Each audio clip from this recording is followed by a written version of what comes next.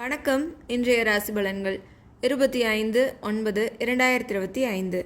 உத்திரட்டாதி ரேவதி நட்சத்திரக்காரர்களுக்கு இன்று சந்திராஷ்டமம்.